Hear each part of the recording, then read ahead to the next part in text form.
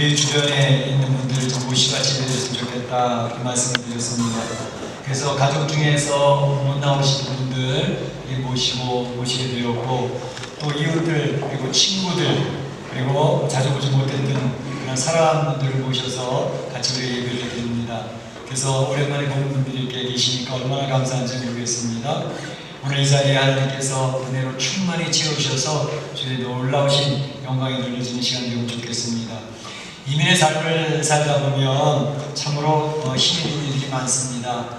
이리 부딪히고 저리 부딪혀가지고 지쳐있는 심령들이 많습니다. 피곤해져 있는 가정들도 있습니다. 그러한 가정들이 오늘 이 시간에 하나님께서 좀 위로하시고 용기를 주시고 힘을 주셔서 이 자리가 축복의 자리가 되면 좋겠다, 그런 생각을 해보게 됩니다. 이 예배 시간에는 바로 하나님의 주인이시죠. 우리 눈에 보이지 않지만 성령님께서 오늘 이 예배를 지금 이끌어가고 계십니다. 그래서 우리 성도들의 마음의 문을 녹화하고 계시면서 많이 힘들지 하나님 능력을 덧입고 용기를 내 말씀하시는 성령님 계심을 기억을 하고 오늘 주님의 위로를 받으면서 하나님 앞에 힘을 얻는 귀한 추수감사 주의 예배가 되어지기를 원합니다. 먼저 추수감사절이 어떻게 시작되었는가 하는 것을 생각해 보도록 하겠습니다. 이미 여러분들이 잘 아시는 내용입니다. 신앙의 자유를 찾아서 미국으로 건너온 청교도들, 필그림 파더스라고 그러죠. 이분들이 통해서 추수감사절이 시작되었다고 보고 있습니다. 1620년 9월 16일에 이제 영국을 떠나서 아메리카 신대륙 미국에 정착하게 되어졌죠. 그들이 왜 영국을 떠났을까? 영국에서 신앙적인 핍박을 받았기 때문에 그렇습니다. 아니, 영국 예수님 믿는 나라 아닌가? 생각하겠죠? 맞습니다. 하나를 섬기는 그러한 영국 국교회가 있는, 나중에는 성공회라고 붙여지게 되죠. 그러한 교회가 있습니다. 성공 국교회와 캐톨릭은 거의 같습니다. 단지 영국 국교회가 교황을 인정하지 않고 영국의 체계 속에서 대주교를 임명하는 그러한 제도로서 가지고 있지만 본질적인 내용은 거의 캐톨릭과 같습니다. 그런데 이제 칼빈이나 주잉글이나 루터를 통해서 이제 신앙이 캐톨릭의 신앙은 잘못된 신앙이다 라는 것을 통해서 그들이 성경으로 돌아가자라는 신앙을 가지고 이제 기독교가 바르게 세워지게 되어졌죠. 그러한 신앙의 흐름이 영국에서도 많이 자리를 잡게 되어져서 신앙의 자유에서 걔들이 이 개신교, 기독교의 신앙이 굉장히 뿌리를 잘 내리고 있었는데 영국 국교의 이제 제임스 윌스라든지 그 여러 왕들이 캐톨릭과 영국 국교회와 이 기독교 그 사이에서 어정쩡한 상태로 있다가 자기 정치적인 이해 다산에 따라서 나중에는 이제 성공회 쪽에 손을 들어주면서 개신교인들, 기독교인들을 핍박하기 시작했습니다. 적어도 그냥 신앙생활 못하게 하는 정도가 아니라 이제 교리를 들어대면서 그 기독교인들을 사형에 처하기도 했고 핍박하는 게 굉장히 심각하게 핍박을 했기 때문에 이제 그러한 신앙인들이 우리는 자유롭게 하나님을 섬기고 싶다, 그렇게 해서 그들이 떠나게 된 거죠. 102명이 1620년 9월 11일에 영 플리머스에서 출발을 합니다. 그리고 이제 2달 넘게 해서 11월 20일에 이제 보스턴 플리머스라고 하는 곳에 도착을 하게 됩니다. 그들이 그 배를 타고 올 때, 메이플라워를 타고 올 때 좀 길이 잘못 들어서 원래는 뉴욕항으로 가고자 했는데 길이 잘못 들어서 지연도 됐고 날씨도 좋지 않아서 힘들어하는 가운데 보스턴 쪽에 정박하게 되어졌던 것입니다. 그래서 102명이 도착을 했는데 많이 지연되다 보니까 원래 계획했던 것보다 늦은 12월 20일이면 굉장히 추운 경우였습니다. 보스턴 지역도 굉장히 추위가 심하거든요. 그래서 그곳에 내렸는데 허허벌판에서 그들이 그 겨울을 지나면서 그 왔던 102명 중에서 반수가 죽음을 당하게 되었습니다. 굶주리고 춥고 지치고 힘든 가운데 50명이나 죽임을 당해서 이제 많은 사람들이 힘들어하는 그런 가운데 있었죠. 그리고 이제 61년 그해 봄에 주변에 있던 인디언들이 그들이 먹고 살 수 있게 해주기 위해서 옥수수 그리고 또 이제 밀, 보리, 또 완두콩 이런 것들을 씨앗을 갖다 주면서 이것을 잘 키워서 너희 먹고 살아라. 그래서 인디언들이 도와주게 됐습니다.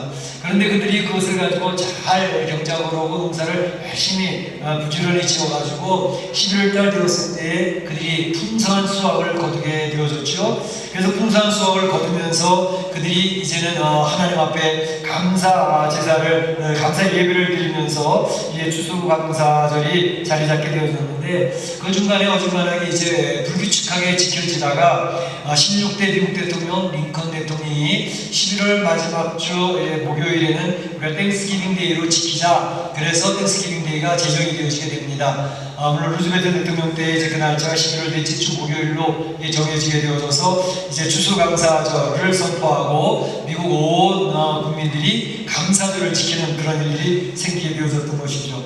추수감사절의 기원은 그렇게 시작이 되어진 것입니다. 그런데 사실은 성경에 이미 이 감사절의 절기가 있었지요. 추수감사절과 같은 의미를 가진 절기가 있었습니다. 제가 이제 유대인의 3대 절기를 설명하면서 늘 말씀을 드렸죠. 유대인의 3대 절기가 뭐죠? 첫째로는 유월절, 두 번째로는 맥주절, 세 번째로는 초막절. 초막절은 다른 말로 장막절이라고 그러기도 하고 수장절이라고 그러기도 합니다. 그래서 이 수장절, 이 장막절, 이 초막절을 설명해 드릴 때 이 내용을 말씀드렸습니다.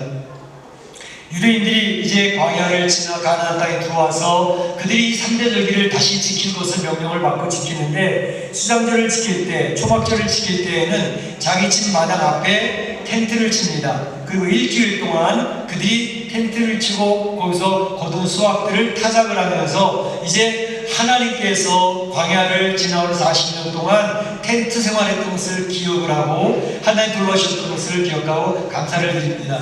뿐만 아니라 1년 동안 농사짓는 것을 이제 타작을 하면서 귀한 열매를 주신 하나님께 감사의 절기를 지킵니다. 그리고 이제 안목들을 모아서 곳간에 창고에 쌓아 놓으면서 하나님 너무 감사합니다 그러면서 감사절기를 지키게 되는 것이죠. 이 수장절, 초막절은 바로 예수님이 재림하시게 될 때에 알곡 성도들을 골라내서 이제 하나님의 나라의 천국 창고에 드리는 것을 의미한다고 해서 또 신약적인 귀한 의미까지 부여되고 있는 것을 볼 수가 있습니다. 그러니까 이제 유대인의 3대 절기 가운데 초막절, 수장절은 바로 오늘날 우리가 지키는 추수감사절기와 그 맥이 같다고 볼 수가 있는 것이죠. 그래서 이 감사절을 저희가 지키는데, 오늘 성경 말씀에도 보니까 저희가 9절을 읽었는데 9절 각 절절마다 여호와께 감사하라, 하나님께 감사하라, 높으신 이에게 감사하라, 하늘을 지으신 분에게 감사하라. 감사라는 단어가 계속 반복되면서 9절에 9번이나 나오고 있는 것을 볼 수가 있습니다.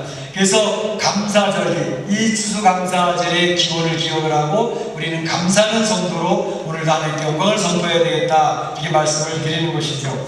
그런데 오늘 청교도들이 하나님 앞에 감사 예배를 드렸다고 하는데, 그 청교도들이 감사할 만한 환경이었었는가 하는 것을 한번 살펴볼 필요가 있습니다.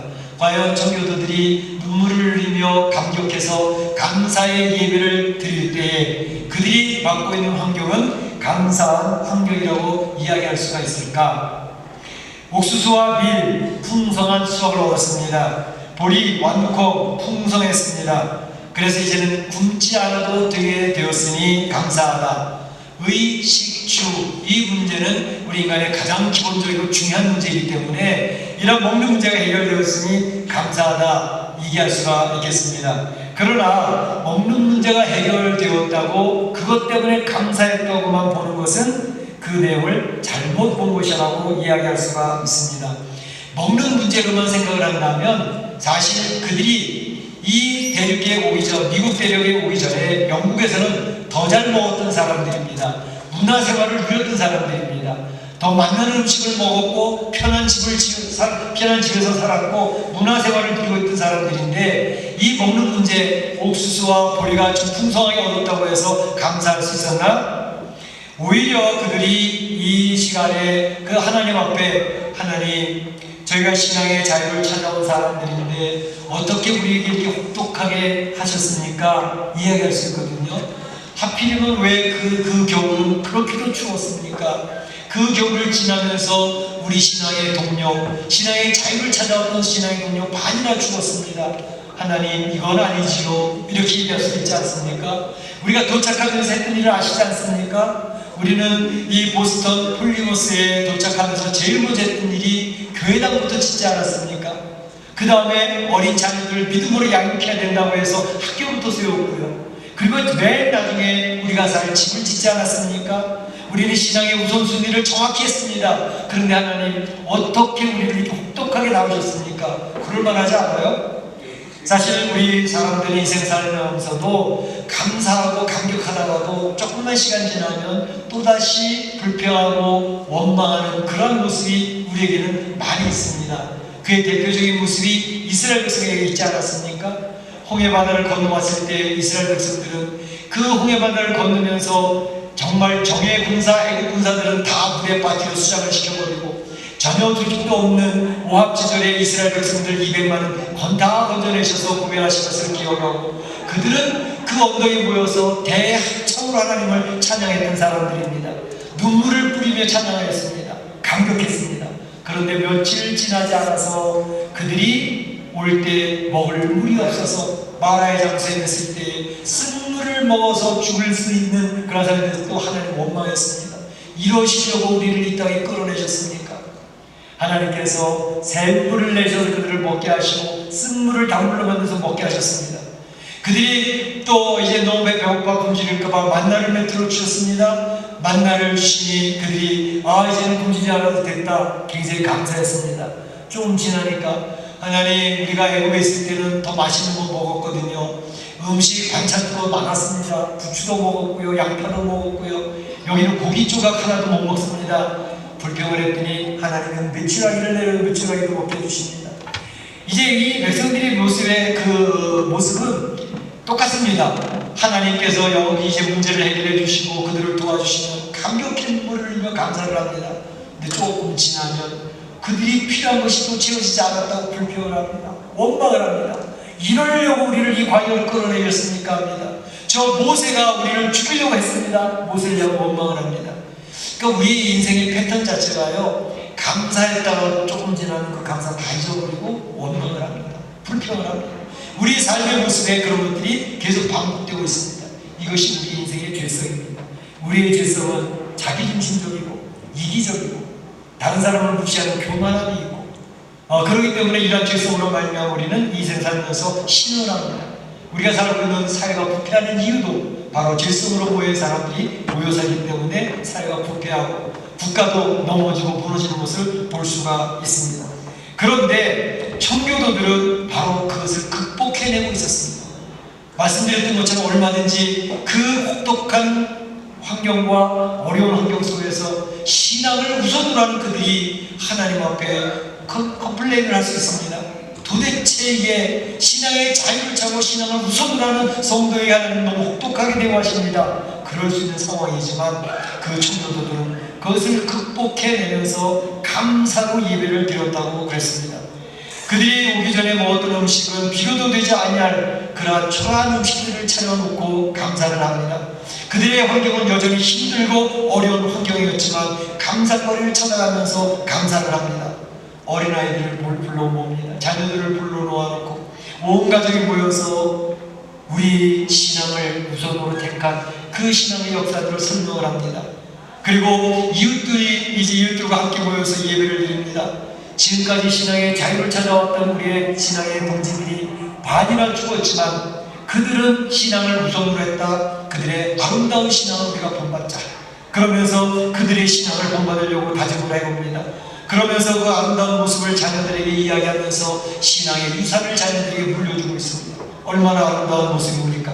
바로 이런 모습 속에서 이제 그들에게 곡식을 제공했던 인디안들을 초청해서 너희들이 준 옥수수의 씨앗, 보리의 씨앗, 이런 완두콩 이런 것들을 통해서 우리가 이렇게 풍성한 수확을 얻었으니 고맙다. 칠면조 고기를 잡아서 추수감사 예배를 드리자. 이렇게 하는 그들의 감사의 마음이 있는 것을 볼 수가 있습니다. 감사거리는 환경과 조건에 의해서 주어지는 것이 아닙니다. 얼마든지 어려운 환경, 혹독한 그런 상황 속에서도 감사할 마음의 자세만 있으면 이 이것을 이겨낼 수가 있습니다. 마음은 만약에 풍성하기 때문에 감사하다 그러면 이 세상에 살고 있는 부자들이나 재벌들은 날마다 감사해야 되겠죠. 그러나 그들이 날마다 감사하지 못하는 것을 볼 수가 있습니다. 그렇다면 어렵게 살거나 힘들게 사는 사람들은 맨날 불평을 살아야 되겠죠. 그러나 그렇지 않습니다. 상에 밥상에 김치 하나 넣고 이제 무 한 조각 내려놓고 맑은 물에다가 밥을 말아 먹으면서도 우리 하나님께 감사하자, 그리고 감사의 기도를 드리며 살아가는 성도들의 가정이 있는 것을 보게 됩니다.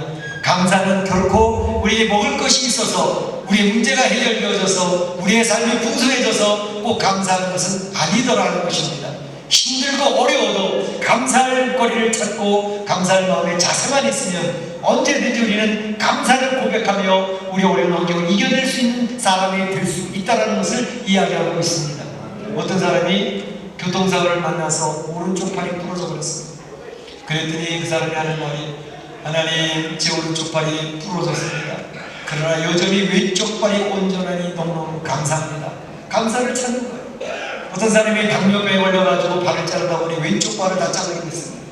그 하나님 앞에 어떻게 제 발을 뺏어갑니까? 원망하는 게 아니라 제 왼쪽 발을 잃어버렸지만 아직 오른쪽 발이 성하니 얼마나 감사한지 모릅니다. 고백을 하는 거죠. 똑같은 상황인데 어떤 사람은 그곳에서 감사를 찾아냅니다. 그러나 어떤 사람들은 똑같은 상황인데 불평을 합니다. 그것은 그 사람의 마음의 초점, 마음의 가정에 따라 달라지는 것입니다. 우리는 말할 수 있는 입 사용하잖아요. 들을 수 있는 귀가 온전하잖아요. 볼 수 있는 눈이 있잖아요. 우리는 이미 어느 누군가에게는 하나님 내 평생의 소원 보기를 원합니다. 말하기를 원합니다. 듣기를 원합니다. 걸어 다닐 수 있도록 주님 나를 회복시켜 주세요.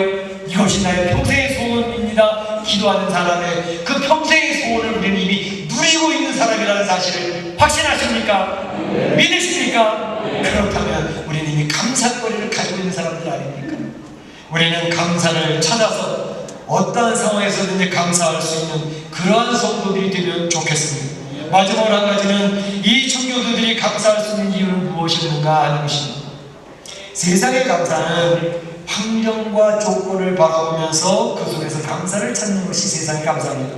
그러나 성도들의 감사는 그렇지 않습니다. 성도들의 감사거리는 어디서 찾는가? 그것은 바로 하나님과의 관계 속에서 감사거리를 찾아냅니다. 하나님, 너무너무 감사합니다. 왜? 하나님이 저를 사랑해 주시니까요. 하나님, 정말로 감사합니다. 왜? 하나님이 제 삶을 돌봐주시니까요. 바로 하나님과 관계 속에서 감사거리를 찾아내는 것입니다. 특별히 가장 초점이 되는 것은 예수 그리스도를 허락하신 하나님께 감사하는 거죠. 예수님께서 우리 성도들을 초청하십니다. 수고하고 무거운 짐진 자들아 다 내게로 오라. 내가 너희를 쉬게 하리라. 수고하고 무거운 짐진 자들아. 왜 수고하고 무거운 짐을 졌습니까? 우리 안에 있는 죄 때문에 그렇게 된 것입니다. 우리의 태어날 때부터 갖고 나타난 죄성 때문에 우리는 이 세상에서 신음하며 삽니다. 많은 사람과 다투며 삽니다. 관계가 깨어지며 삽니다. 부부간에도 원수지가 되어 살아갑니다. 죄성 때문에 그렇습니다. 그런데 그 죄의 문제를 해결하지 못해서 신음할 때에 예수님께서 바로 너희들의 죄의 문제를 해결해 주겠다. 너희들이 그 죄에 대한 책임을 지지 않아도 되도록 이제 내가 해결하겠다. 그래서 인류의 죄의 문제를 걸머지고 십자가로 나아가서 그 몸을 찢으시고 피를 흘려주셔서 죄는 내가 지었는데 죄에 대한 책임은 예수님이 져주셨기 때문에 죄에 대해서 책임지지도 않아도 될 면책의 자녀들이 되어졌다는 사실입니다. 얼마나 감사합니까? 예수님이 나의 죄를 해결해 주셔서 이제 죄의 노예가 아니라 죄로부터 자유로운 존재로 우리를 해방시켜 주시니 얼마나 감사합니까? 3일 만에 다시 살아나셔서 승리를 선포하신 예수님. 우리 성도들에게 승리가 보장된 사람들입니다. 예수님을 영접한 성도들은 죄의 문제로부터도 아직까지는 연약해서 쓰러지고 넘어지는 모습이 있지만 하나님 나라에 입성할 때는 죄로부터 완전 자유자가 되어집니다. 예수님이 부활하신 것처럼 부활의 대회를 참여하는 승리자가 되어집니다. 그러니 우리는 주님으로부터 이미 주어진 이러한 축복 때문에 감사함과 충분히 있는 것입니다. 오늘 우리가 성찬을 나눕니다. 이 성찬을 받아들 때에 이 떡이 예수님의 몸이 나와 함께 연합되어지고 내가 주님과 연결되어진 존재라는 사실을 확신하며 받는 것이 떡을 받는 것입니다. 우리가 포도잔을 받아들 때에 주님의 포도잔이 내 안에 두꺼움으로 나의 죄의 문제를 해결해 주셔서 죄책감을 처리해 주시고 내 죄성을 제압할 수 있는 능력을 허락해 주셔서 주님 의지하고 이 세상을 승리할 것 하시는 놀라운 역사가 이 성찬식에 있는 것입니다. 주님께서 우리 성도들을 초청하십니다. 수고하고 무거운 짐을 지고 멕시코 이민의 삶이 많이 힘들지, 그러나 내 안에 와서 쉬어라. 내가 너희를 쉬게 할 거야. 너희에게 편안함을 줄 거야. 하나님께서 오늘 이 시간에도 여러분을 초청하고 계시기 때문에 우리 사랑 성도들이 여러분 주변에 있는 멕시코에서 쉬지 못하는 분들을 초청하자고 제가 권면을 해드렸던 것입니다. 물론 우리는 쓰러지고 연약해져서 하나님의 자녀임에도 불구하고 여전히 죄 가운데 무너지는 모습을 발견합니다. 그런데 그럼에도 불구하고 우리 하나님 주님은 여전히 그 마음을 활짝 열고 우리를 기다려 주십니다. 인내로 우리를 기다려 주고 계십니다. 우리 교육 공부할 때 성도의 견인에 대해서 배우지 않습니까? 부족하고 연약한데 주님은 끝까지 우리의 손을 붙들고 놓지 않으신다는 것입니다. 그래서 우리가 구원을 결코 받게 된다는 것입니다. 그런데 우리가 사실 감사할 수 있는 것은 여러 가지 조건, 상황에 의해서 감사의 조건들이 많이 생겨서 감사할 수 있죠. 그러나 근본적인 것은 마음에 평안이 있을 때에 진정으로 나오는 감사가 고백이 되어지게 되는 것을 볼 수가 있습니다. 마음의 평강이 있어야 즐거움과 기쁨을 우리가 고백할 수가 있습니다. 어떤 사람의 마음의 평강을 누릴 수 있을까요? 어떤 사람의 평강을 누릴 수 있습니까? 좋은 차를 사서, 좋은 집을 갖게 돼서, 돈이 많이 쌓여져 있어서, 그래서 마음의 평안, 약간은 도움이 될 수 있습니다. 그러나 마음의 진정한 평안함은 내가 누군가에 의해 사랑받고 있다고 하는 사실이 확신되어질 때 마음이 편안해집니다. 내가 누군가를 조건 없이 사랑하고 있다는 사실을 내가 확인하고 있을 때 마음이 편안해집니다. 마음의 평안은 추상적인 것이기 때문에 바로 내가 내 남편으로부터 무한한 사랑을 받고 있다, 내가 내 아내로부터 무한한 사랑을 받고 있다 할 때 우리는 편안함을 느낍니다. 내 자녀를 내가 조건 없이 사랑하고 있구나 라는 사실을 확인하게 될 때 우리의 마음에는 편안함이 있습니다. 그런데 바로 우리 성도라고 하는 존재는 하나님으로부터 무한한 사랑을 받고 있는 존재라는 사실을 늘 기억하고 그걸 확신하고 신뢰하는 사람들이 성도인 것입니다. 다른 사람은 모르는데, 우리 남편은 나를 그렇게 사랑하지 않는 것 같은데, 내 아내는 나를 그렇게 존중해 주지 않는 것 같은데, 그런데 하나님은 나를 사랑해 주고 계십니다. 내 부족함과 내 연약함을 다 아시면서도 주님은 나를 끝까지 사랑해 주십니다. 너는 나의 사랑받을 대상이라고 선포해 주십니다. 이처럼 감사한 일이 어디 있습니까? 숨길 필요가 없습니다. 하나님 앞에 감출 이유도 없습니다. 내 뒤에 있는 것도 다 알고 계십니다. 생각도 감사하시는데, 그럼에도 불구하고 그 하나님은 너는 나의 사랑받을 대상이야 라고 선언해 주십니다. 얼마나 감사합니다. 그 주님의 사랑을 받고 있기 때문에 우리는 주님의 놀라운 평안함을 누릴 수가 있습니다. 그 평안함이 있기 때문에 우리는 감사를 고백할 수가 있는 것입니다. 진정한 평안과 진정한 감사는 바로 하나님과의 관계 속에서, 주님과의 인격적인 관계, 주님과의 소통과 교제 속에서 이루어진다는 사실을 꼭 기억할 필요가 있습니다. 이런 하나님의 관계가 신뢰가 형성이 되어지면 아무리 큰 역경을 만난다 할지라도 그 사람은 감사를 고백할 수가 있습니다. 다니엘이 대표적인 사람입니다. 다니엘은 하나님 앞에 기도한다는 것 때문에, 예루살렘을 향하여 창문을 열고 하루에 3번씩 기도하는 것 때문에 그를 죽이고자 했던 사람들이 함정을 파지 않습니까? 이제 그 기도하는 사람을 위해서, 죽이기 위해서 이제 또 그 왕을 설득을 시켜가지고 도장을 찍었습니다. 다니엘은 그것을 알았습니다.